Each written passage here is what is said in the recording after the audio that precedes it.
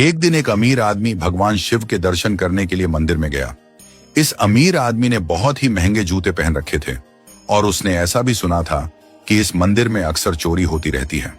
इस वजह से उसका मन नहीं हुआ कि वह अपने कीमती जूते वहां बाहर छोड़कर चला जाए।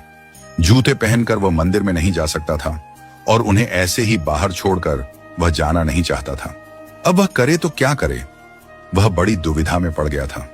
थोड़ी देर सोचने के बाद उस अमीर आदमी ने मंदिर के बाहर बैठे एक भिखारी से बात की। अमीर आदमी ने उस भिखारी को अपने जूते संभालने के लिए दे दिए। भिखारी भी उसके जूते संभालने के लिए राजी हो गया। फिर वह अमीर आदमी अंदर मंदिर में पूजा करने के लिए चला गया। पूजा में बैठे बैठे उस अमीर आदमी के मन में ख्याल आया कि भगवान ने कैसी विषम दुनिया बनाई है।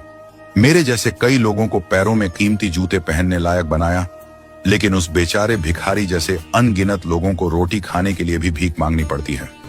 वह अमीर आदमी मन ही मन भगवान से फरियाद करते हुए बोला कि आपने सब लोगों को एक समान क्यों नहीं बनाया? आपने सभी को एक जैसी सुविधा क्यों नहीं दी? फिर उसने मन ही मन तय किया कि यहां से वापस जाते समय वह उस भिखारी को 500 रुपए देकर जाएगा। पूजा खत्म होने के बाद जब अमीर आदमी बाहर आया तो न उसे अपने जूते दिखे, न ही वह भिखारी। उस अमीर आदमी को लगा कि भिखारी किसी काम से कहीं बाहर गया होगा, इसलिए थोड़ी देर तक उसने वहीं खड़े रहकर भिखारी का इंतजार किया। काफी देर तक इंतजार करने के बाद भी जब भिखारी वापस नहीं आया तो उस अमीर आदमी को पता चला कि भिखारी उसे ठग कर चला गया है। दुखी होकर अमीर आदमी नंगे पैर ही अपने घर की तरफ चल पड़ा। रास्ते में उस अमीर आदमी ने देखा कि फुटपाथ पर एक जूते चप्पल बेचने वाला बैठा है। अमीर आदमी एक जोड़ी चप्पल खरीदने के लिए उसके पास पहुंचा। वहां पहुंचते ही उस अमीर आदमी की नजर उसके जूतों के जैसे ही एक जोड़ी जूतों पर पड़ी। वह तुरंत पहचान गया कि यह उसके ही जूते हैं। पूछने पर बेचने वाले ने पहले तो मना कर दिया, लेकिन बार बार पूछने और दबाव देने पर उसने बताया कि यह जूते उसे एक भिखारी ने 500 रुपये में बेचकर गया है।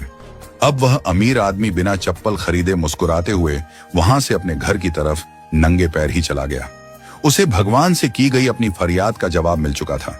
उसे समझ में आ गया था कि जब तक लोगों के कर्म एक जैसे नहीं होते तब तक सब एक समान नहीं हो सकते। भगवान ने उस भिखारी की तकदीर में 500 रुपये लिखे ही थे, लेकिन कैसे कर्म करके उन्हें लेना है यह उस भिखारी के हाथ में था। अगर वह चोरी ना भी करता फिर भी उसे 500 रुपये ही मिलते। शायद उसके ऐसे ही बुरे कर्मों की वजह से आज वह एक भिखारी था।